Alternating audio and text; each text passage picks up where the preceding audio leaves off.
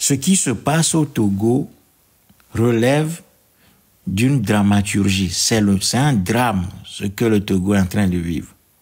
Malheureusement, les Togolais eux-mêmes ne comprennent pas le sens de ce que nous sommes en train de vivre. Ou bien les gens ont tellement bien compris que, voyant l'immensité de la chose, ils se sont dit, bon, ça ne sert à rien de se mobiliser pour affronter ces situations. Voyez? Donc, je pense que ce que nous sommes en train de vivre là au Togo est gravissime. Et ce n'est pas une question d'opposition institutionnelle. Ce n'est pas une question des partis politiques institutionnalisés qui accompagnent le système dans son déploiement à travers ce que j'appelle l'électoralisme forcené, psychopathe. C'est-à-dire que vous ne pouvez pas conduire un peuple comme celui-ci à des élections en face d'un régime comme celui-là. L'élection ne peut pas vaincre un régime comme celui-là. Ça fait 25 ans que le Moltra le dit. Nous avons dit de sortir de cet électoralisme forcené, maladif, psychopathe. C'est-à-dire le fait de vouloir aller coûte que coûte à des élections face à un régime criminel de type colonial. Ce régime est un régime assassin, criminel, héréditaire de type colonial, qui n'a rien à foutre de ce que le peuple vote dans les urnes. Et on n'a pas besoin de démontrer ça. Il y a eu plusieurs expériences du Togo en matière électorale. Les Togolais ont toujours voté une couleur pour une couleur. C'est une autre couleur qui est ressortie des urnes. C'est-à-dire que la seule industrie que le RPT a installée au Togo, c'est l'industrie de la fraude électorale. C'est l'industrie de transformation du bulletin de vote. C'est-à-dire que les bulletins rentrent dans les urnes avec une couleur et en ressortent avec une autre couleur. C'est ça que le RPT, c'est la seule industrie, c'est la seule usine que le système RPT a créé au Togo. C'est l'industrie de la fraude électorale. Et ça, depuis que le Togo a commencé à voter, depuis 1992, 93, les élections se sont toujours passées de cette manière-là.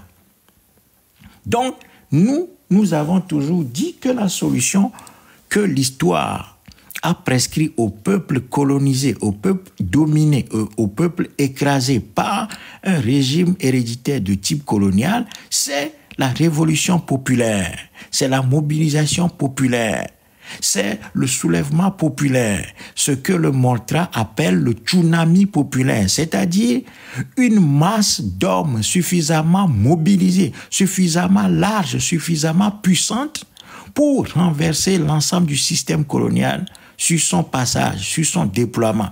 Lorsque la masse populaire est déployée, se déploie avec force et vigueur, aucune armée, aucune force de répression ne peut la contenir. C'est impossible. Il y a des peuples dans l'histoire qui l'ont prouvé.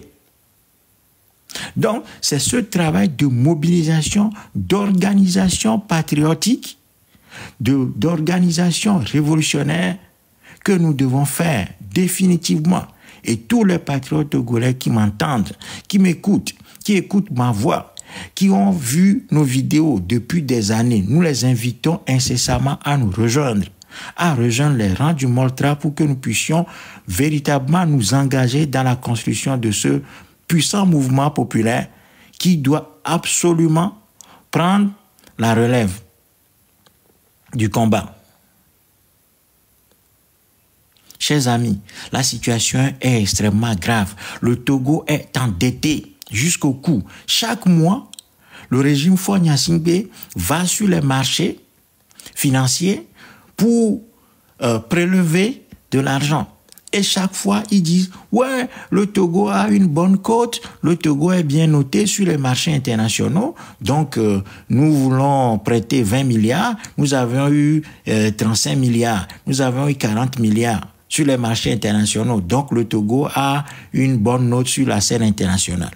Sauf que ce que ces gens ne disent pas, c'est que le Togo, en allant régulièrement sur les marchés internationaux, est en train de s'endetter. Ces gens-là sont en train d'endetter le pays pas pour construire des usines, pas pour construire, créer des emplois pour la jeunesse, pas pour créer des hôpitaux, doter les hôpitaux, hein, les mouroirs qu'on appelle les hôpitaux, hein, d'appareils, hein, moderniser les infrastructures éducatives et sanitaires au Togo. Non, ce n'est pas ce qu'ils font.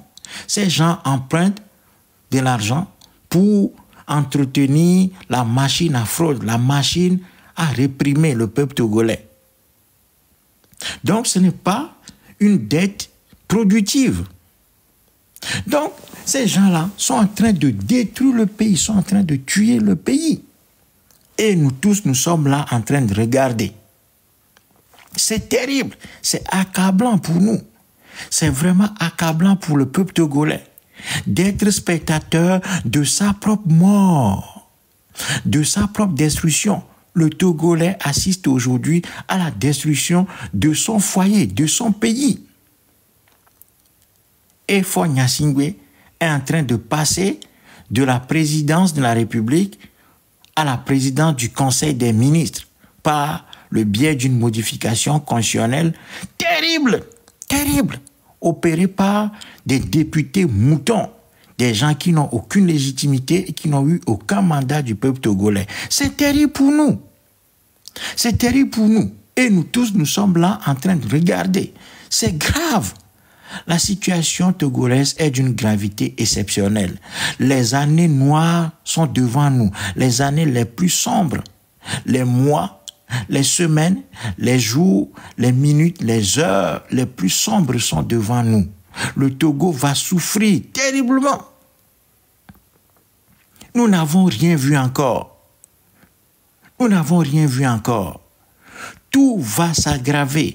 La situation de chaos, de misère, de souffrance terrible va s'aggraver au Togo. Donc, le peuple togolais doit redevenir grave, doit retrouver la gravité, doit retrouver le sens de l'histoire, doit retrouver sa combativité, son goût pour la vie. Parce que là, actuellement, nous avons perdu le goût de la vie. Nous avons perdu le goût de la vie et nous nous réfugions dans des proverbes tels que « une vie misérable vaut mieux que la mort » ou bien « Mano Tony Viadi, ah bah, je me contente du peu que j'ai » ou bien « Dieu le fera, seul Dieu peut nous sauver » ou bien ou bien que le coq a dit que ne pas risquer sa vie, c'est rester vivant. Donc, nous préférons une vie misérable au combat pour notre libération. Donc, les grandes souffrances sont devant nous. Les portes de l'enfer vont s'ouvrir devant nous. Et le Togolais, en attendant, en croisant les bras et en disant qu'il est en train de se venger contre une opposition, soi-disant traître, le Togolais est en train de se saborder. Le Togolais est en train de se sacrifier, est en train de se suicider. C'est une grève contre nous-mêmes que nous sommes en train de mener vaillamment, en disant que nous n'allons plus rien faire. Nous sommes en train de nous autodétruire. Nous sommes en train de fournir la corde avec laquelle le RPT va nous pendre au RPT. Nous sommes en train de donner le temps, l'énergie, les moyens au RPT pour qu'ils nous pendent. Donc, les grandes souffrances sont devant nous. Togolais, Togolais, levons-nous, rejoignez les rangs du Mortra. Nous sommes prêts depuis des années. Ça fait des années que nous avons analysé clairement la situation et nous avons dit que l'élection ne peut pas libérer le Togo. Les dialogues ne peuvent pas libérer le Togo. Je ne sais plus combien de fois je dois dire ça. Les soi-disant gouvernements d'union nationale ne peuvent pas sauver le Togo. L'appel aux médiations ne peuvent pas libérer le Togo. L'appel aux réformes constitutionnelles, etc., ne peuvent pas sauver le Togo. Nous nous sommes trompés toutes ces années parce que nous avons cheminé sur un faux chemin, le chemin électoraliste, le chemin de la démocratie soi-disant. Nous nous sommes trompés. Et maintenant, rendons-nous compte de cette déperdition, de cette perdition. Nous nous sommes perdus. Revenons sur le bon chemin et faisons le travail qu'il y a à faire. C'est-à-dire, allons chercher les Togolais où ils sont, dans leur faiblesse aujourd'hui, dans leur désorganisation, dans leur peur, parce que les Togolais ont très peur. Le Togolais est tétanisé par la peur. Et travaillons. Il y a des gens qui ont étudié ces thèmes-là, ces questions, ces points. Les points essentiels que sont la peur, la corruption, la désorganisation totale. Et puis travaillons. Faisons appel aux gens qui ont étudié l'ensemble de ces thématiques-là pour que ces gens-là viennent nous former, viennent nous aider, viennent nous donner les instruments pour sortir notre peuple de la peur. Sinon, les années qui sont devant nous sont extrêmement périlleuses. Nous allons souffrir. Nous allons mourir en masse. Et la mort que les Togolais fuient, soi-disant, pour ne pas affronter ce régime criminel, parce que craignant mourir, eh bien, ces gens-là, eh bien, vont nous assassiner massivement. Regardez comment, chaque samedi, chaque jour, les cimetières togolaises sont pleines. On enterre des Togolais partout.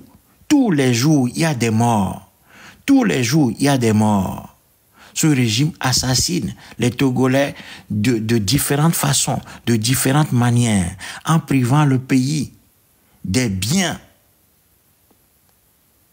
des infrastructures de base, les soins. Nous avons des hôpitaux qui sont des mouroirs. Il n'y a rien. Ces gens-là nous assassinent tous les jours. Donc nous sommes en train de mourir de toute façon. Donc il faut que le peuple togolais se lève, s'organise, se débarrasse de la peur en laissant de côté les proverbes qui nous permettent de justifier notre faiblesse et notre désorganisation pour s'engager dans le combat pour la vie. Parce que la lutte pour la libération, en réalité, c'est un combat pour la vie. C'est le combat pour la vie. Notre peuple doit vivre. Notre peuple ne doit pas accepter la mort, ne doit pas accepter la petitesse. Notre peuple doit rejeter la petitesse, la misère, parce que vivre misérablement, c'est mourir à petit feu. C'est mourir à petit feu, mais massivement.